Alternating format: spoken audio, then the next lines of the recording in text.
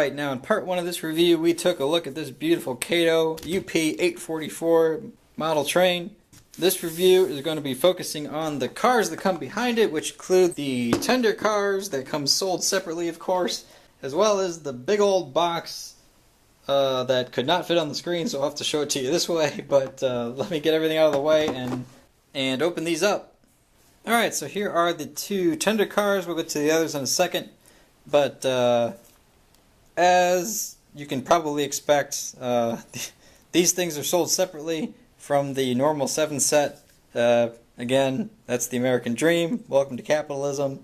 Everyone's always trying to nickel and dime you, so these two are sold separately, unfortunately, but hey, I had to get them for the complete set.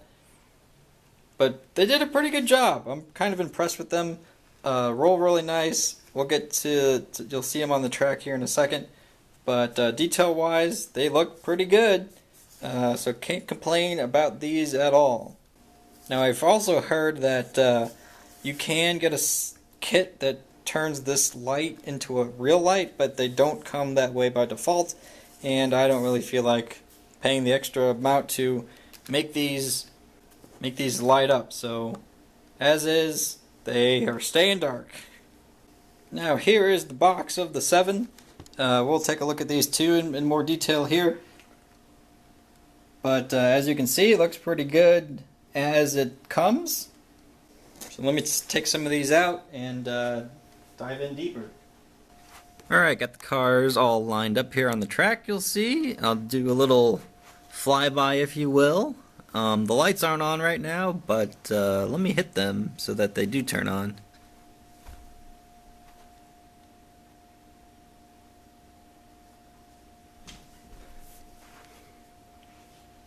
Might be a little harder to see in the daylight. The lights are a little faint there, but you can still see inside. All the little seats.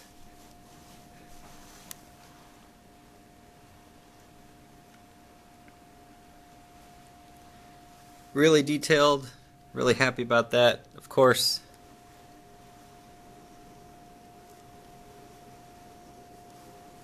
And I'll go through all the cars in detail when we hit the categories.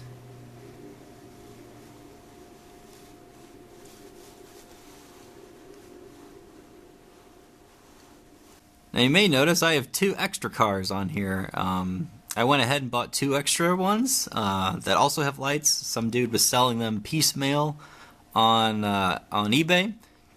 So I got 2 more. I got 2 of these, which are the Columbine cars, as well as 2 of these, which are the Portland Rose cars. I think they're the 2 best looking cars, apart from the back one, but can't exactly buy two of those, or else I would have. So yeah, I just wanted to make a little bit longer extra train, and I think it comes out pretty good lengthwise there. So really happy about the 2 extra purchases that I made to get the 2 extra cars here. Alright, here's a nighttime overview on the track.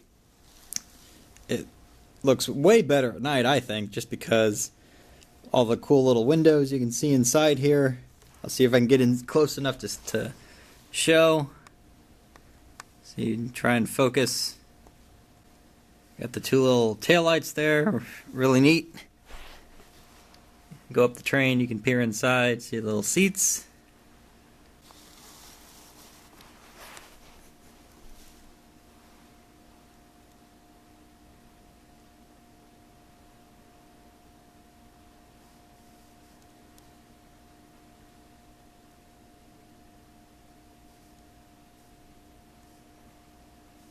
Love the details on this thing.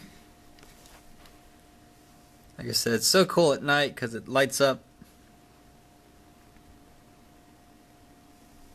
Again, I just have it powered on the track without an engine right now, so it's not going anywhere. Just so I can get a close-in view for you guys. See little tables and everything. Really detailed.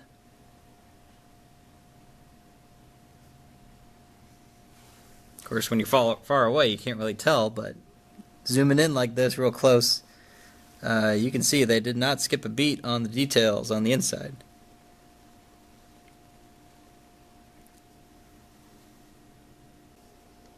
Now this is the first one. I think it's called the Power Car. If I'm wrong, you can let me know here. But since there are 7 cars, what I'll kind of do is show one per category. And this is our first one. In the overall look of it, pretty nice. I gotta say, when I first got my other train, the 484 engine itself, I was not expecting to get these cars at all, because I thought actually the yellow was hideously ugly. And I was like, why would I pay so much money for these cars? That's just dumb.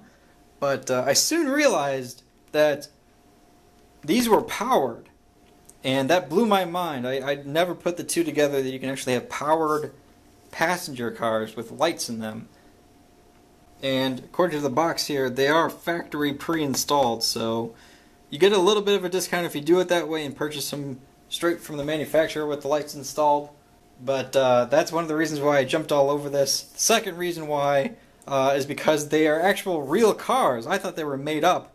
That's why I'm like, yellow, who makes yellow cars? But they are real, I believe from the 50s. And so with those two things together, I'm like, well, I have to get them now. So purchased away. And here they are. And now that they came and they got them, and I've been able to take a look at these a little more closely here, I'm impressed.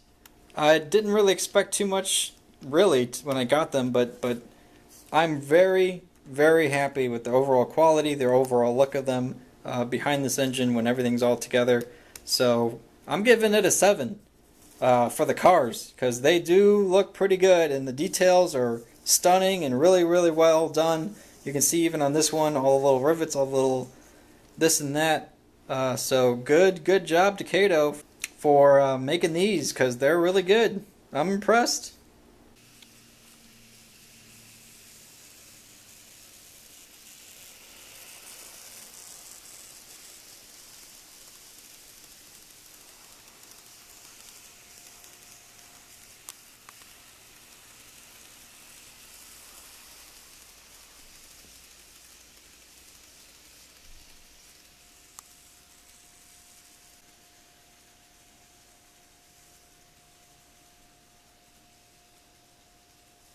Alright, the second car here is the American car. I believe it's a baggage car, or I could have it confused with the power car. One's a baggage, one's a power. Like I said, if I got them confused, let me know. But as you can see, big old American flag on the side of it. They're on both sides, depending on which way you're going here. But honestly, I think this one's a bit much. I think the American flag on the tender car was good enough, but this is a little overkill for me from an American standpoint. So I would have liked to see this in the normal paint job, but it looks good. I think they did a good job on it. Now this is the materials side of things. Not too bad. I want to say at first glance they feel really cheap, because they don't weigh anything. I mean, they weigh literally almost next to nothing. So at first it's like, oh man, these are really cheap.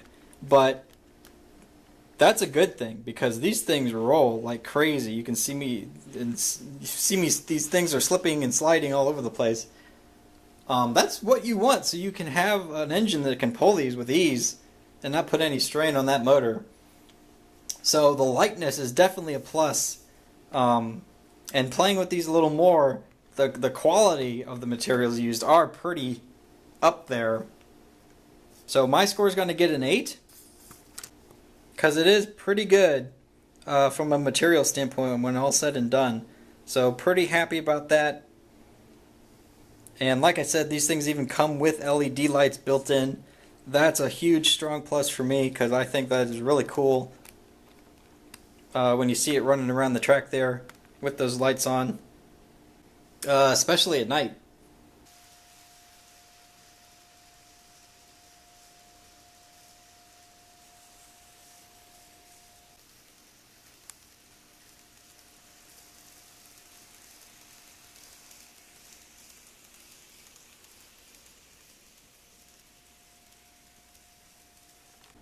Alright, the next car we have here, I believe, is the Willie James car.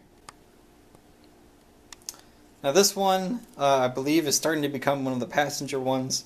Again, really good, really well done. I love the details of these things. very fine.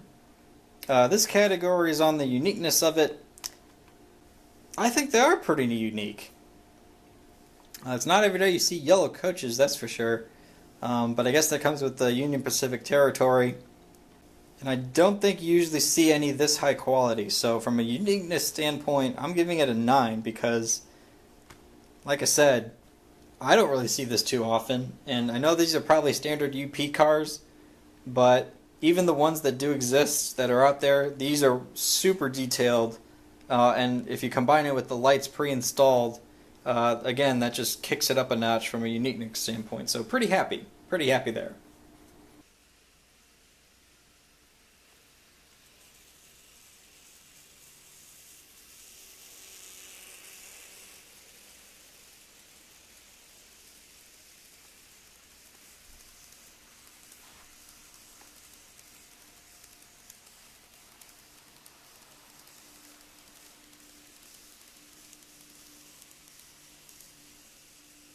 Next car we have here is the first domed car, one of two. It's the City of Portland, so they call it. Another one of the passenger cars.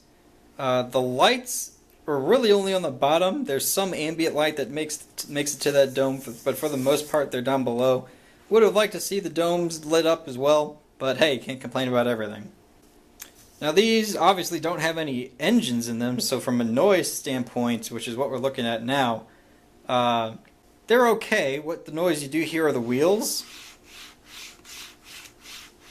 which, when they're all together, can be a little on the loud side, especially at fast speeds, and clicking and clacking along the lines, but it's not too bad. It's actually pretty good for what it is. So from a noise level standpoint, I'm getting it a 7, just discounting it a little bit because when they're all kind of running together, they can be a little bit not quiet. They're not super quiet, so they got to get dinged a little bit.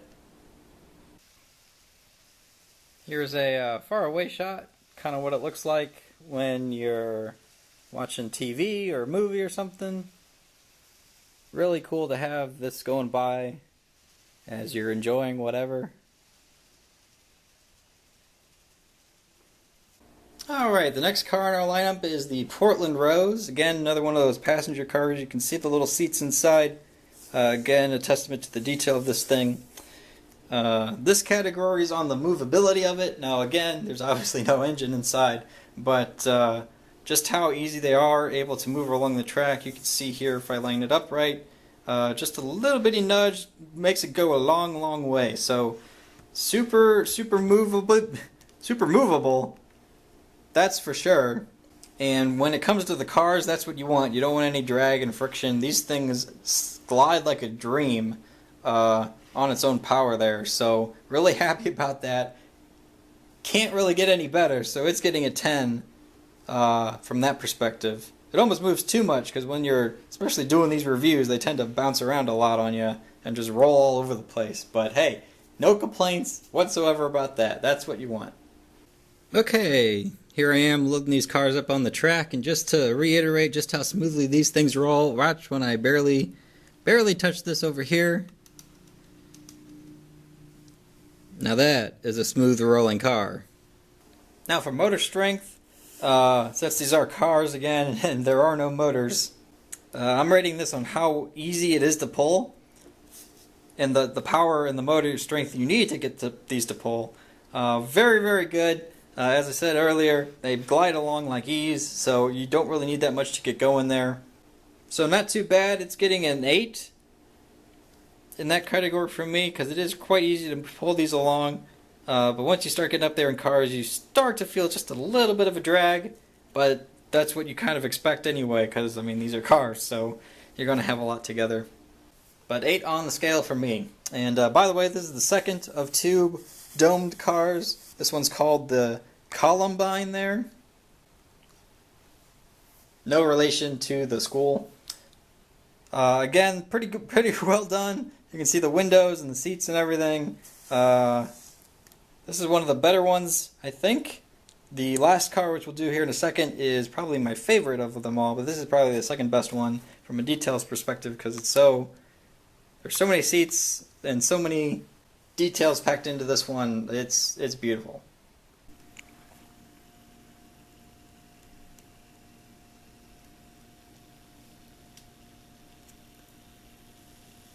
Here's a nice long slow speed shot coming out of the tunnel there. You get a good drive-by at what they look like at really slow speeds. Again, I don't have DCC, so the lights don't turn on. But really, really good. Obviously.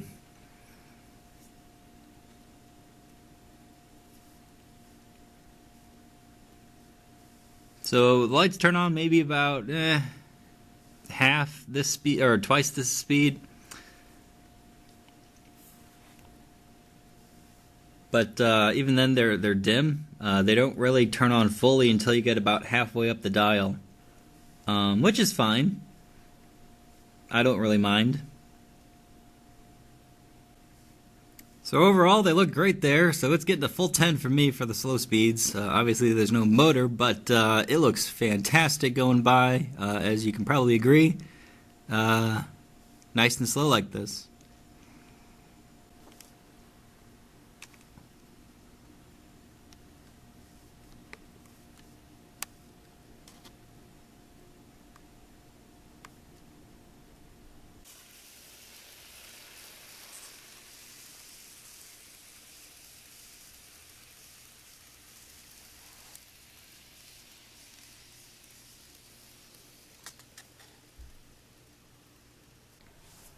Alright, here's the last car in the set, the end car. Probably my favorite one because on the back here is super well done. You can see the quality and the details. Awesome, awesome, awesome. You may also notice these two little red lights at the top that light up when it's going around. Makes it that much more special and awesome. So, no complaints about this one. I think it looks fantastic. As an end car, so this is probably, again, my favorite of the 7 that come in the set. So really, really good. They did a good job with this one as well, and a good job with them all around. Now this category of derailment, they don't really come off the track on their own, but I will ding it back to 8. Again, for the easeability of getting it back on the track when you're either first setting it up or whatnot. Little bit difficult to get these right on there. So it does get an 8 for that standpoint, but really, there's really no complaints. They don't derail at all, hardly at ever. It's the engine you got to worry about. But the cars themselves are pretty good.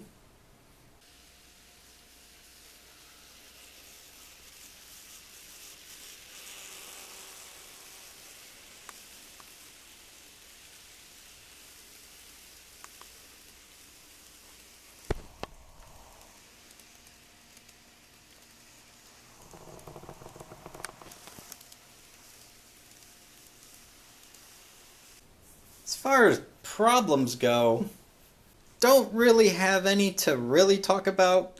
I will give this a 9 and give it a little ding just because every now and then when you're trying to attach these two cars together, especially the tenders like this, they don't want to snap together. So it does take a little bit of work to get them to go. As you can see, this one kind of like folded over. Happens every now and then on the coaches, but the tenders are more error prone than the others. But there you go, got them together. You can see it took a little bit of effort there, but eventually got it. So not too big of an issue, but it will ding it back to a 9.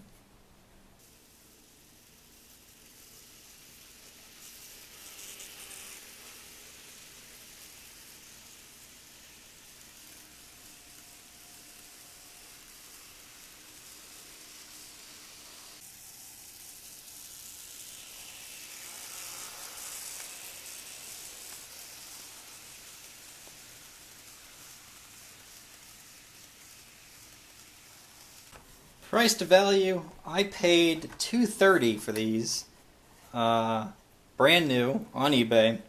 Now, according to the box here, the original MSRP, if you can see it, is $350, which is what the pre-installed lighting set is going for out the gate. So paying $230, definitely got some discount there. A little bit on the pricey side, I think, for what they are. $230 is a lot, but I'm still happy with it. But for the price to value perspective, I'm giving it a 6. So not overly bad, but you get what you get. So pretty happy they light up. That's what I was really, really thrilled about. And the fact that they are so high quality and really with ease can be pulled by almost any car or engine, not too bad. So I think a 6 is decent.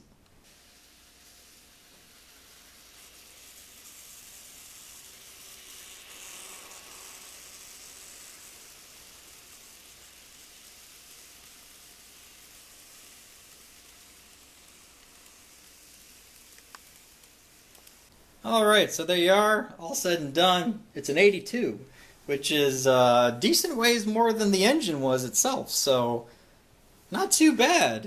Again, these are cars compared to engines. Don't know if they are really a one-to-one comparison, but 82 is a pretty good score. What do you guys think? Do you have this one? What are your thoughts? Would love to know below. I'm pretty happy with it overall, so can't complain at all, as this is the famous UP844. So yeah, if you didn't catch the first part, part 1, with the engine, feel free to check that out.